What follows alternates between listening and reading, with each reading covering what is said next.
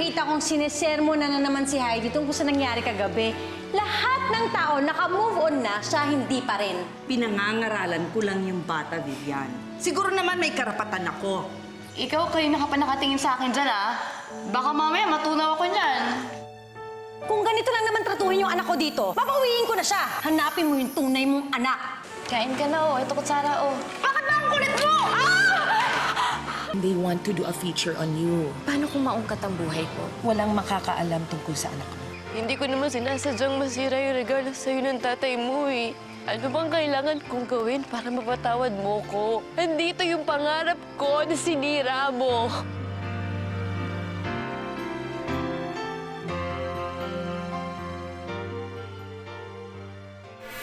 Ingat, ha? Buti naman napadalaw ka. Bakit ka nga pala napunta dito? May tatanungin lang sana ako sa'yo.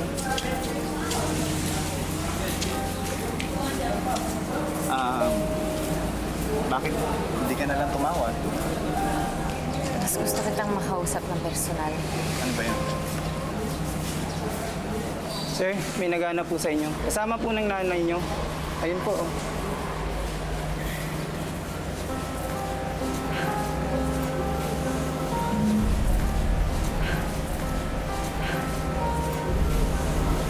Okay.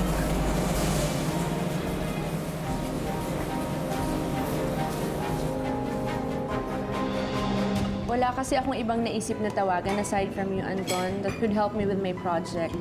And Tita is encouraging me to call you too, so, well, give it a try. Wala na kasi ako ibang mahanap na contractor to help me with the project without incurring additional costs. So, Sige, I'll look into it. Siguro punta ako sa site next week and I'll see what I can do. Pasok pa ba sa schedule mo yan? oh my gosh! Anton, thank you so much. Lifesaver ka talaga. Thank you.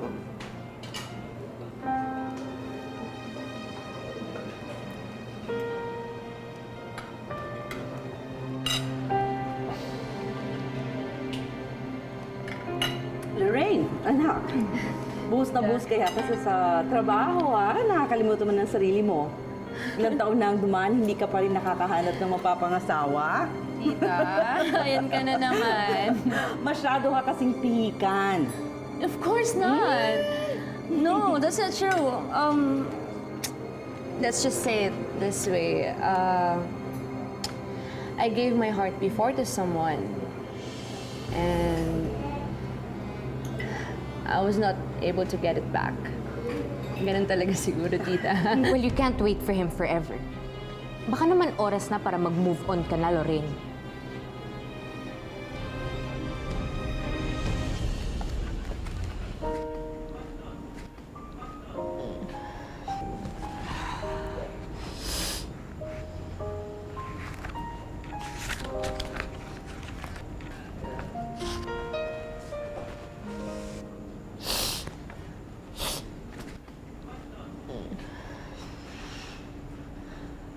Bakit ka umiiyak?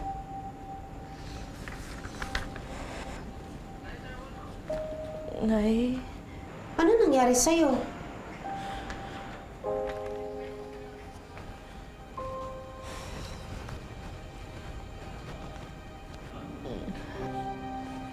Neri, magsabi ka sa akin ng totoo.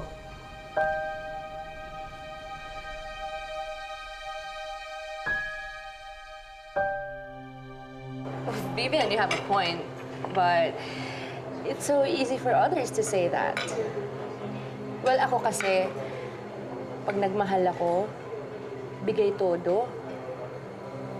And whoever that guy is, sigurado akong inuuna ko siya kaysa sa sarili ko. At sa sarili kong ambisyon. Pero Lorraine, siguro dapat maghanap ka na ng mapapangasawa, hindi ba?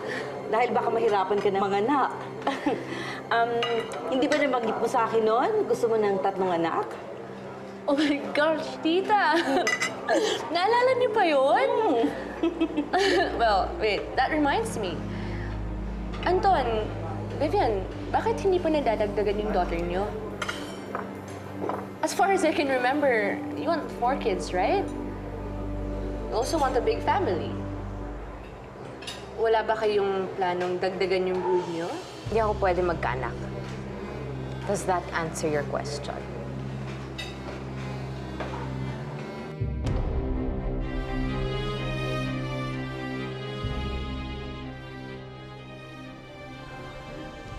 Anong nangyari dyan sa sketchbook mo? Wala po, Tunay. Napagkamalan po kasing basura nung bata sa bahay ampunan, kaya napasama sa siga. Eh, nahuli na po ko ng dampot eh, kaya medyo nasunog na po. Diyos ko. Anak naman, bakit mo ginawa yun? Sana pinabayaan mo na lang. Pwede naman tayong kumuha ng panibagong sketchbook mo eh. Tignan mo tuloy ito. Hindi ka na po pagalit sa akin. Sorry po. Sorry po.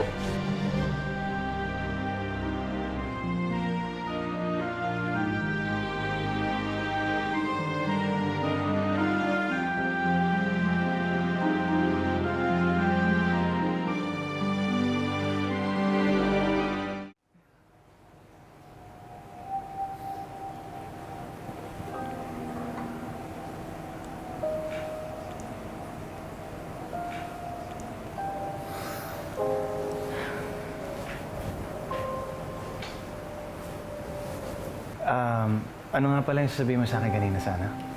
Saka na lang, I don't think it's the right time to talk about it. It's okay, Han. Come on. Tungkol saan ba yan? Tatanungin sana kita. Because Tita Chato approached me and she's asking if I'm willing to do an interview for a show. Ano sabi mo? Na tatanungin kita. Hindi. Tanggihan mo. Pero Han, ayoko nang umasa sa'yo. Lalo na nandito si ate. I want to be able to make my own money. Para hindi na sila pabigat sa'yo. Mabuti naman nag-iisip ka. Mainam na yan at maraming datong. Pero alam ba yung problema? Well, kung pera lang, eh di bibigyan kita. Hindi mo na kailangan gawin to. Vivian, ito ang sumira sa atin nung nagsimula tayo. Ayoko na ulit mangyari yun. Pero Han, it won't happen again. And if it starts, magbaback out ako. Please. Hayaan mo na ako.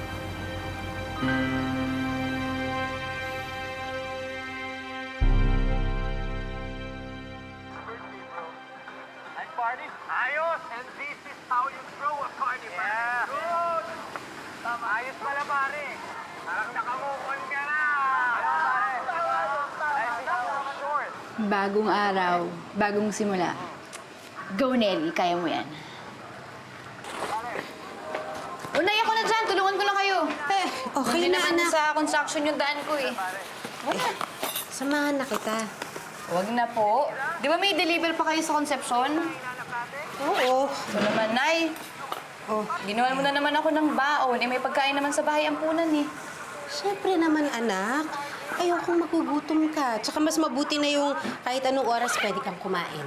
Diba? Ayan. Sigurado ko, gusto naman yan mamaya, Nay. Sana marami kang mabenta, anak. Siyempre, ako pa. Magaling ako magbenta eh.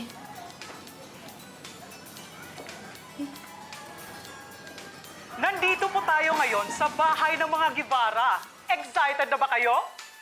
Alamin kung ano na ang buhay ngayon ng dating teen star na si Vivian Pastor sa Throwback TV. Mamaya na! Ayos ah. Alam mo na, yung si Vivian, idol na idol niya nung katrabaho sa bahay ampunan. Parang ako lang eh. Ano sana balang araw makita ko yun. Kahit pa-picture man lang ako, kahit isang selfie man lang. Idol na idol ko yun eh. Sana, pinakapupunta kaya yun dito, yung kanta-kanta sila, yung show ganun. Napanood ko yun sa TV. Ay, nako. Sige na, halika na nga. Mahuhuli ka na. Kunin mo na to. Tumarga ka na. Sige, Nay. Maubos na maaga yan. Sige. Sige, Nay. Alis na po ako. Ingat, ha? Sige po.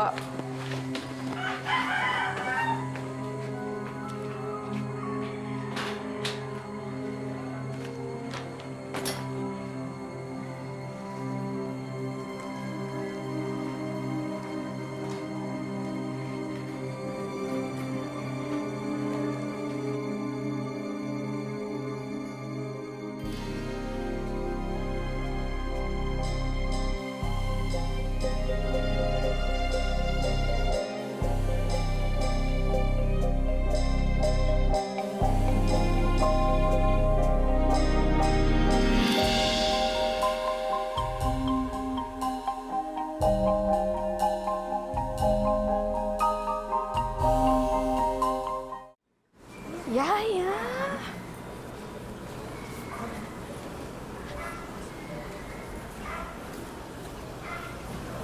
Thank you. You know what, Mom? You look so pretty today. Thank you, anak. Good luck on your interview mamaya, ha? Sige po, pupunta lang daw po kami doon ni Yaya Maan, ha? See you later, Mom. Bibigyan natin siya. May TF ba yan? Excuse me, ako yung host dito. Dapat siya yung tanungin mo. Siya yung producer. Sorry naman. May TF ba yan? Meron, pero confidential. Vivian! Vivian! Papunta na. Ayaw nila sabihin sa akin eh. Magkano ba yung TF mo dito? Malaki ba? Hoy, Stella, ikaw, panay ka pera. Tatanong lang naman. Hoy, ikaw! Huwag kang haharang-harang dyan. Pumunta ka doon. Ay, tanungin natin. Tsikahin mo, baka pwede mag-artista. Viv, ito yung questions na tatanungin nila mamaya sa'yo. Na-approve ko na yan. Okay na yan, walang kahit na ano tungkol sa nakaraan mo. Alam mo, hindi ako makapaniwala na pumayag si Anton dito. Tita, ngayon lang yan. I don't think mapapapayag ko pa siya sa susunod. We'll see.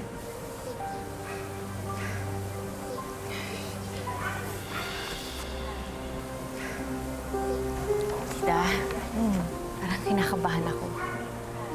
Ako naman, Viv. Huwag kang kabahan. I mean, you have to be confident now, ha? You have to show the world this new you. Yung bagong Vivian Pastor. Hindi importante yung nakaraan. Ang importante yung future mo. Okay? I just need to make some calls. Okay? Yes, andito na nga. Oo, nagsasalita. Bakit?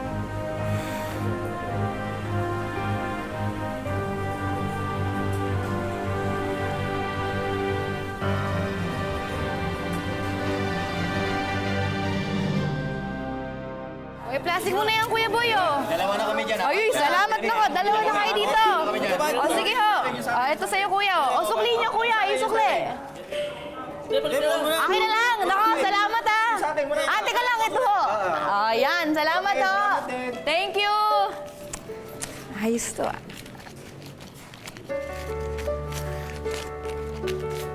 Dami kong benta.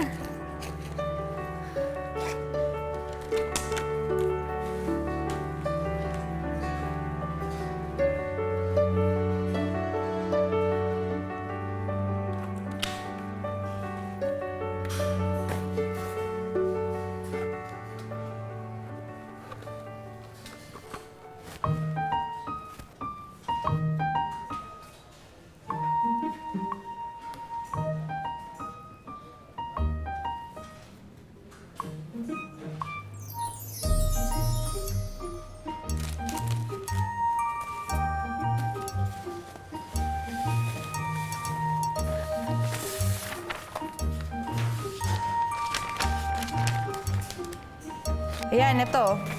Kailangan i-reinforce niyo yung beam na to at saka yung poste na to para kailangan maayos yung pagkakagawa nito. Naiintindihan niyo ba ako?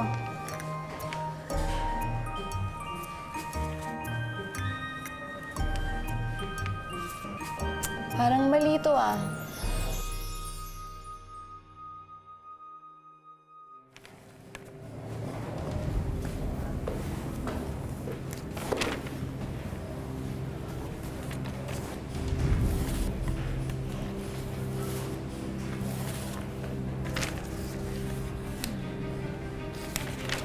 Sino ka?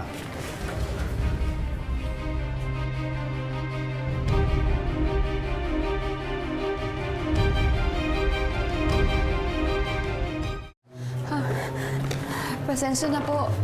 Pasensya na. Tinignan ko lang po yung mga ano.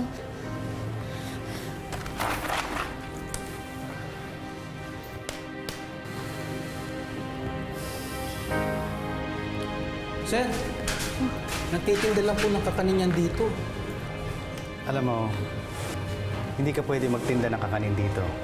Delikado dito, baka madisgrasya ka pa. Kung gusto mo, doon ka sa labas magbenta. Okay? Sa susunod, hindi ka na pwede dito.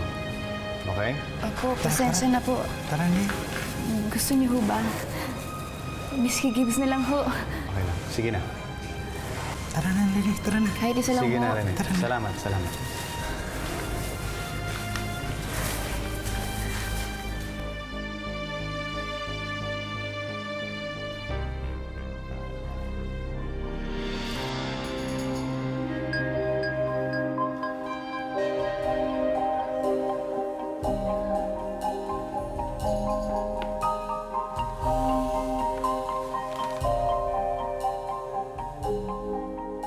Mang Rene, sino ho ba yung mama na kumausap sa akin kanina? Nagpalit kasi ng pamahalan dito. Yan ang bago naming kontraktor. Ganun ho ba? O paano? Sa sunod, sa labas ka na lang namin papuntahan. Sige ho, Mang Rene. Salamat ha. Pasensya na rin ho. Sige, ingat. Hey! Gosh, can you please watch where you're going? Pasensya na po.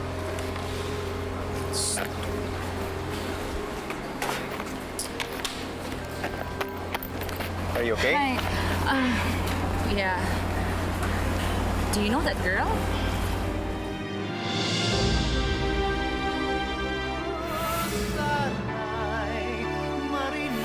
Hindi ka ba nakikurious sa mga pwedeng sabihin ng asawa mo sa TV? Baka pag uwi mo, kung anong revelation na lang mamadatnan mo. Anong say ng mister mo tungkol sa mga eskandalo na na-involve ka dati? Like yung affair with that director who can't be named? And yung sumunod na balita na may secret love child ka, kaya ka nag-disappear. Talaga? May anak siya dati? Eh, ganun palang chismis kay Vivian? What affair? May iba ka pa bang anak bukod sa akin? Naiiwan daw yan nung bata nagtitinda ng kakanin kanina, si Neri. Sigurado ka bang tindera lang siya? Nag-aaral ng architecture yun sa bayan. Palagay ko malayo mararating yung bata na yun. Alam mo, Neri, di naman lahat ng pamilya kagaya ng sa'yo eh. May mga iba, mas mahalaga yung mga ibang bagay kaysa sa pamilya.